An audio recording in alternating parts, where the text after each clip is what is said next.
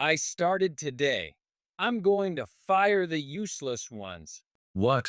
This company needs to leave behind the old world of human feelings and set off into a new world. For Ryan, who lacks experience and knowledge, visible status seems more important. Maybe it's time for a change. Understood. I'll quit then. It's just the right time for my contract renewal as a temp. About the handover. Oh, we don't need any of that. I said we don't need it. He's seriously trying to kick me out without listening to what I have to say. I sighed and made sure to confirm one last time. Are you sure the handover isn't necessary? It's redundant for a genius. This is how I ended up quitting my job so abruptly. When I got home, I explained the whole situation to Samantha. You did it. Yeah, the timing was perfect. We both smiled broadly. Ryan must feel relieved for getting rid of me, but he's making a big mistake. Soon he'll realize that. My name is Daniel Cormier, 40 years old. I work as a temp technician at Rockwell Corporation, a machinery manufacturing company. I am confident that I have the skills and abilities to work as a full-time employee, but I chose temporary employment to support my mother, who has a chronic illness. My father has already passed away. The president of Rockwell is a very kind person who hired me knowing my circumstances. That's why it's the perfect workplace for me, allowing flexible hours for caregiving. It's a small company with a family-like atmosphere, and there's no divide between full-time and temporary employees. Everyone gets along like family. The president even came to my wedding, even though I'm just a temp. I met Samantha through my mother's caregiving, and she was very moved by the president's kind words at our wedding, later praising me, saying, "You joined a good company." You are really blessed with good people. Even her brother, Kirk, was impressed. Rockwell is the third company I've worked for as a temp, and now I've been with them for over 10 years, feeling a deep sense of gratitude.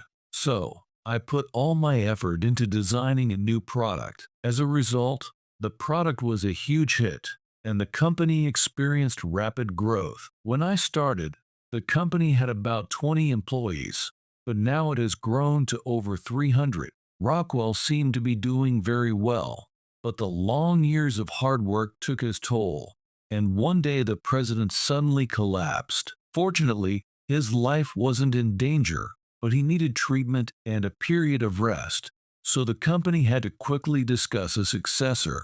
The one who stepped up was the president's son, Ryan. Ryan had been very ambitious since he was a child, often visiting the office and declaring, "This will be my company one day." He didn't just stop at graduate school, he even pursued a doctorate to deepen his knowledge of mechanical engineering.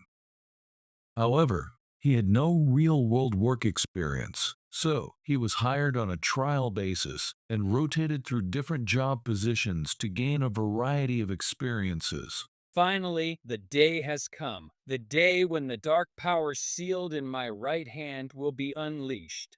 Once it's out, this company will be under my control. That was his first comment on his first day in the General Affairs Department. It's no surprise the employees didn't know how to react. They wanted to believe they misheard.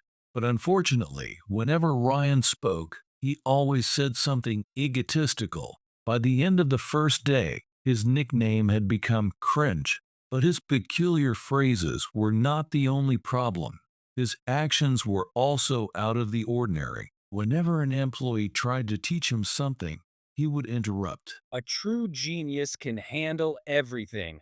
Long explanations are unnecessary. But in reality, he couldn't do anything properly. Of course, he was a first-year employee, so this was natural. That's why everyone tried to teach him patiently from the beginning, but it seemed none of it got through to him. General affairs is just a collection of tasks anyone can do, right? If you work in sales with the intent to destroy, no one will refuse you. He said things like this and made no effort to learn the job. Even though he's the president's son, the people teaching him are human too. No one can stay patient with someone who has no motivation. No matter which department he went to, he became completely disliked within a week. In a way, it's a remarkable talent. And finally, Ryan came to the development department where I work. It seems he was most interested in development. From the moment he stepped into the room, his eyes were shining with excitement, revealing his high expectations, and his feelings were fully reflected in his words. The time has come for my hidden talents to blaze forth. My left eye has been throbbing at night, keeping me awake. Wasn't the sealed power in his right eye? I almost made a snide remark, but swallowed it hurriedly. The other employees were also trying to suppress their laughter, their shoulders shaking as they looked down. Ryan's outrageousness wasn't limited to his phrases. He started his morning assembly by talking at length about how brilliant he was during his school days. Everyone had to stand and listen for an hour. As they say, time is money, and morning hours are especially precious. By the time his speech ended, the eyes of the development department staff were filled with bitterness. Finally, the greeting ended, and we moved on to actual training. The head of the development department introduced Ryan to me. Normally, it would be strange for a temp to train an employee, but I've been with Rockwell for a long time, and my skills are recognized by my superiors. I took the task as a sign of their trust and agreed without hesitation. However, it seemed Ryan wasn't satisfied. No, isn't he a temp? Isn't there a mistake in selecting my mentor? There's nothing a temp can teach me. My hidden power tells me it's a waste of time. I'm the president's son, you know? I'm chosen. I deserve a more suitable mentor. Thinking it takes a certain talent to say all this in front of someone, I found his bluntness almost refreshing. The manager tried to explain how skilled I was, but Ryan interrupted as expected. In summary, you're saying the employees here are inferior to a temp? Wow. Even I almost turned to the dark side. Nice try, manager, but I hate incompetence. It doesn't match my special status. Well, my father is a kind person and can't cut old ties. So, I'll just do things my way. With that, Ryan refused to learn anything from me and instead started gathering the younger employees around him. Some of the younger staff, like Ryan, were secretly unhappy with a temp like me having a presence greater than that of regular employees. They began to resent me, whispering behind my back. The workplace that had been so comfortable was slowly changing. Even at home, I started complaining to Samantha more often. 6 months after Ryan joined Rockwell, his trial period finally ended. Next week, he would officially join as a regular employee. The whole company was enveloped in sighs and a gloomy atmosphere. Our manager even muttered, "I wish we could end his contract here." That's how incompetent and unpleasant Ryan was. But Ryan is still the president's son. You can't just fire him on a whim. Everyone was seriously worried about how to support Ryan rather than what tasks to assign him. And then came Monday. Ryan strutted down the hallway with a lineup of young followers, looking like he owned the place. When he reached the development department, he came straight to me. "Do you need something?" This is a manufacturing company, so the key to reform must be the development department. "Reform? What do you mean by that?" I asked him directly, but Ryan didn't answer my question. He just said something outrageous as usual. I started today. I'm going to fire the useless ones. So, starting right now, Daniel, your contract is terminated. "What? Excuse me?" Well, I guess if you're not one of the chosen ones, you can't understand in one go. If things continue as they are, this company will fall into darkness. We need to leave behind the old world of human feelings and set off into a new world. In other words, you want to build a team of competent people. In that case, Using temps with specialized skills seems like a good idea, but you seem to think temps are just people who failed to become full-time employees. In reality, I take pride in having made significant contributions to this company. The president is a person who has led Rockwell this far. He wouldn't keep a temp like me for over 10 years just out of sentiment. But for Ryan, who lacks experience and knowledge, visible status seemed more important. I've heard the president's health is improving day by day, but he's likely to retire in a few years. Ryan can't fire me on his own, but in the long run, it might be time for me to move on. I made a big decision. Understood. I'll quit. It's just the right time for my contract renewal, so let's end it here. Instead, today will be my last day at work, and I'll use my remaining leave until the contract ends. As for the handover, Oh, we don't need any of that. I'll allow you to take your leave because even though you're a dropout, you've been part of the team until today. But a genius doesn't need a handover. I can easily understand everything from the existing documents. but there's something important about the main product. Now, hurry up and prepare to leave. We'll take care of the administrative paperwork. He's really trying to kick me out without listening to what I have to say. If only he'd wait for the manager to come in this afternoon, we could handle the handover smoothly. But there's no one here now to listen to me. I sighed and confirmed one last time. Are you sure the handover isn't necessary? You're persistent. It's not needed for a genius. And so, effectively, I quit my job that day. When I got home, I explained the situation to Samantha. She was thrilled. Her breath quickened with excitement. You did it. Yeah, the timing was perfect. I wanted to stay until the president retired, but this made it easier to decide. I'll talk to him. We both smiled broadly. Ryan might feel relieved for getting rid of me, but he's making a big mistake. I have left the small nest by my own choice and set off into the wide open sky. Soon, he'll understand. The next month, as I was gearing up for my new life, my phone started ringing fairly early in the morning. However, I was busy and couldn't answer right away. When I finally checked my call history during lunch break, I found dozens of missed calls, all from the president of Rockwell. It seems he had recovered and returned to the company. When I called back, he answered with a force that felt like spittle might come through the phone. Daniel, I heard you quit the company. Is that true? Chris, I'm so glad to hear you're feeling better. Yes, I used up my leave and officially resigned as of yesterday. This is a problem. We won't be able to sell a single one of our main products from today. I heard the president's distressed voice, followed by a commotion on the other end of the line. It sounded like he was arguing with someone. Judging by the unique way of speaking, it was likely Ryan. Soon, the call was switched to speaker mode, and Ryan's voice became clear. Dad, what are you talking about?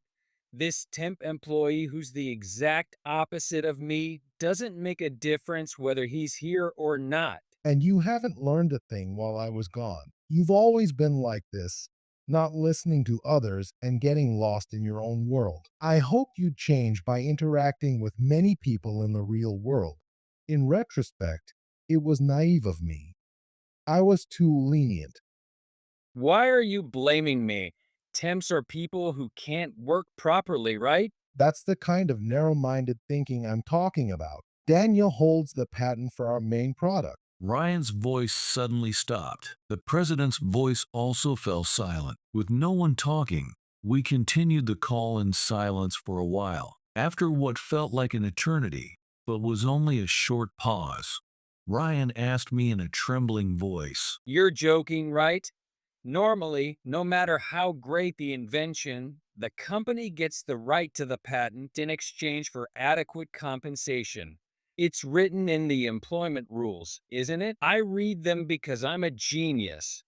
"That's generally true, but temps are typically governed by the employment rules of their agency. When I contracted with Rockwell, There was no clause requiring me to transfer any patents to the company. I intended to continue working at Rockwell, and the president considered the patent a recognition of my efforts. So we left it as is. If that's true, what happens to our main products? We're taking orders and continually producing them. Unfortunately, they can't be sold.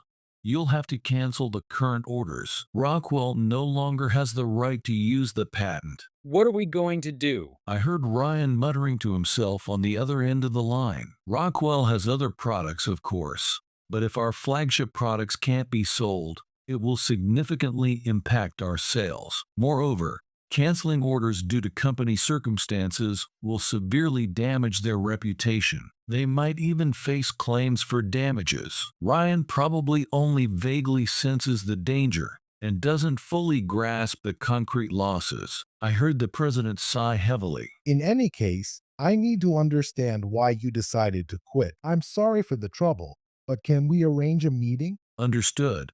I also regret not being able to say goodbye properly, so I'll come by. And so, I was to visit Rockwell's headquarters once again. A week later, when I stepped into the president's office, both the president and Ryan were there. Even when I walked in, Ryan didn't even lift his head.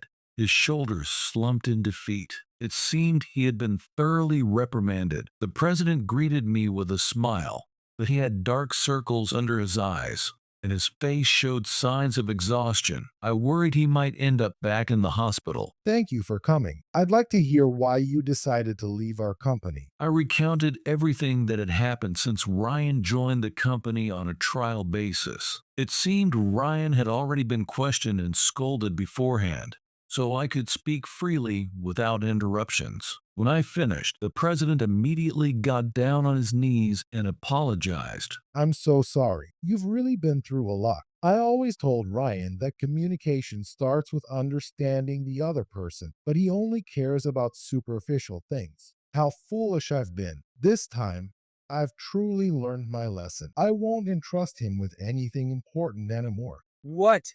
Not entrust me?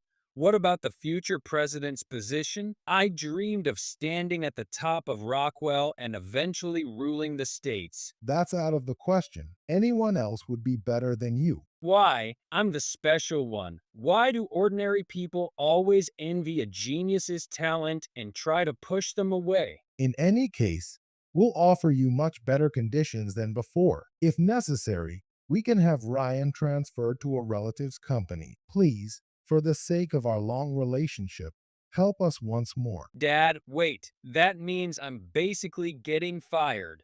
I can't accept this. Shut up. You have no say in this. This company needs someone smart and honest like Daniel, not a cringy man like you. The president's outburst with his whole body finally broke Ryan's expression. He had always looked down on everyone with an air of confidence, but now his face crumpled and he began to cry. Seeing a grown man resort to tears as his last defense left me feeling more exasperated than sympathetic. The president seemed to feel the same. After another deep sigh, he turned back to me. Daniel, I know an apology won't suffice. You can even sue him for the mental anguish he caused. I won't protect him as a parent anymore, so please. I understand how you feel, Chris. I truly appreciate everything you've done for me. However, I'm sorry. I've already started working at my new job, this time as a full-time employee. What? Well, that's only natural. A talented engineer like you would be in high demand. I see. It's very disappointing, but all I can do now is support your future. Please do your best at your new company. Thank you, Chris. We shook hands firmly. The president's fingers were thinner than before due to his illness, but his grip still had warmth and strength. I felt tears welling up. However, one man couldn't let this end on a positive note. Ryan glared at me with hatred. You ingrate. After all Rockwell has done for you, you repay us with betrayal. Get on your knees and apologize. You have no right to say that. After serving Rockwell for over 10 years and developing patented products, it was you, the president's son, who treated me with such disdain. That's why I finally decided to accept the offers I had received for a while. When I glared at him, Ryan let out a small yelp and looked down. For the first time, I faced Ryan head on and spoke my mind, leaving Rockwell with a clear conscience. 3 months after I thought my ties with Rockwell were cut, soon enough, I found myself facing Ryan again. It seems that despite everything, his appeals to his father's emotions kept him from being fired. The reason for our reunion was that my new employer, Honeywell Inc., which is also Rockwell's rival, had released a product very similar to one of Rockwell's main products. Since the patent was already obtained, Ryan was particularly upset. Without even making an appointment, he stormed into the company's reception, demanding to see me. They were about to call security to kick him out, but I decided it would be best to deal with him now rather than risk more trouble later. From the moment I opened the door to the meeting room, Ryan glared at me like he was ready to attack. What's the meaning of this? Selling a recipe off of our product. This is outrageous. I'll sue you. I think you're mistaken. We didn't release the same product. We improved it and made sure not to use the same name. The demand for that machine was high, and people were troubled when Rockwell stopped selling it. So, we added more value and released it from Honeywell. Our clients are very appreciative. Shut up. How dare you use our patents? Don't you have any conscience? Will you wag your tail for anyone who can use your patents? Ryan was in a state of complete irrationality, yelling incoherently. I wondered if the president even knew he was here today. My guess was that he didn't. If Ryan messed up here, he'd face the worst possible outcome with no one to protect him. Not that I felt any pity for him, but I didn't want trouble with my former colleagues. I didn't want to cause trouble for the person who hired me. Ryan, please calm down. I didn't expect things to turn out this way either. My gratitude towards the president is genuine. I still think of him sometimes and hope he's well. Shut up. Anyone can say that. If you're really grateful, show it with real actions. Hiding your potential to get patents and playing the secret hero. It makes me sick. Ryan was completely worked up. His former cringy character seemed almost nostalgic. I wanted to improve the situation, but it felt like the more I spoke, the worse it got. As I was pondering how to calm him down, the door to the meeting room opened again, and in walked the person who could handle this. Kirk, Samantha's brother. Good grief. I heard someone took a liking to my brother-in-law, but this is beyond my expectations. What sincerity? It was you who rejected Daniel's sincerity. Who the hell are you? Nice to meet you, Ryan. I'm Kirk, the CEO of Honeywell, and Daniel's brother-in-law. Not that I'm pleased to make your acquaintance. What? The president of our rival company is your brother-in-law? Ryan looked like he was about to faint from shock. It was understandable. He thought I was just an insignificant temp, only to find out I held the patent for a key product, had a top-tier company president as my brother-in-law, and now worked full-time in a thriving career. It's rare to have an experience so different from one's expectations. But Kirk didn't care about any of that. He kept a smile on his face, but his eyes showed quiet anger. So, are you saying Daniel stole the patent to release products through his brother-in-law's company? What a liar. You and your brother are both awful. Seriously? You never listen, do you? Daniel tried to transfer the patent. What? When? On his last day at Rockwell, he tried to tell you he held the patent for the main product, but you brushed him off, saying you didn't need any details. Ryan's eyes went wide. He then assumed a contemplative pose, with his hand on his chin. After twisting his neck in thought, he finally seemed to remember, and his face lit up in realization. He looked like he was going through 100 emotions. Wait, do you mean that talk about the handover? Correct. If you had listened properly, I would have transferred the patent before leaving. But that didn't happen. It would have been a waste not to use the patent I held. So I transferred it to Honeywell when I joined. We want to provide better products to our customers. You Why didn't you make such an important thing clearer, not just once, but multiple times? Who thinks a temp's handover is that crucial? Are you sure that conversation even happened? You must be making it up to avoid further blame. Why would I do that? You've been a real challenge.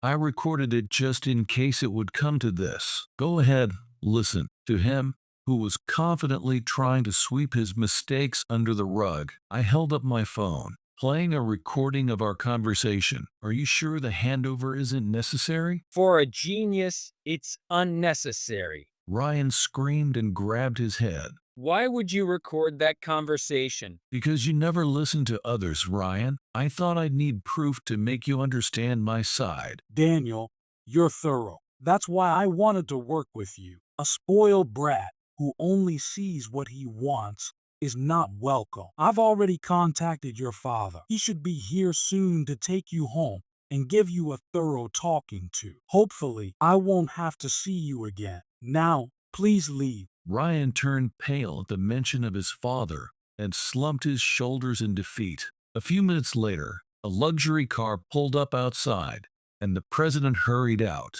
Apologizing deeply to me and Kirk, Ryan was dragged to the car. After being thoroughly reprimanded, Ryan developed new products. However, despite his efforts, they were critically compared to Honeywell's superior offerings. Still, I felt relieved that he seemed to be working seriously. But it turns out he hadn't changed at all. Ryan took one of the products filled with my patented technology from the warehouse and started selling it without permission. Kirk immediately filed a patent infringement suit and requested an injunction. Although Honeywell's sales weren't significantly impacted, I suggested Kirk pursue criminal charges due to the ongoing nuisance. As a result, Ryan was sentenced to 3 years in prison, and the president finally fired him. But it was too late. The companies that bought Rockwell's former flagship product saw damages, and Rockwell couldn't recover from the losses, going bankrupt while Ryan was in prison. Upon release, Ryan was shocked to find out the company had collapsed. But his troubles didn't end there. The president had also filed a claim against him for the significant damage he caused to the company. The company has already gone bankrupt, but the damages still remain. With no company willing to hire an ex-convict, Ryan ended up working multiple part-time jobs to pay off the debt. I once saw him at a corner store, muttering to himself while stocking shelves. If I had looked at each person's abilities instead of just their status, I wouldn't be suffering like this. I walked past without acknowledging him, pretending not to know him. I doubt I'll ever see him again. As for me, I continued to build a solid career at Honeywell, utilizing caregiving leave and remote work. Soon, my mother will move into a facility, giving me more time to focus on work and aim higher. It's not over yet, but we've reached a good point. Thank you for your support, Samantha. No, you've done most of it, but we might face another challenge soon. I went to the hospital today and found out I'm pregnant. What? I'm going to be a father. That's amazing. I need to call Mom. Did you tell Kirk? He'll want to know right away. Let's call him now. Calm down. You're too excited. Samantha laughed, trying to calm me. Kirk, predictably excited, immediately asked about baby gifts. With more responsibilities ahead, I felt more motivated to work even harder.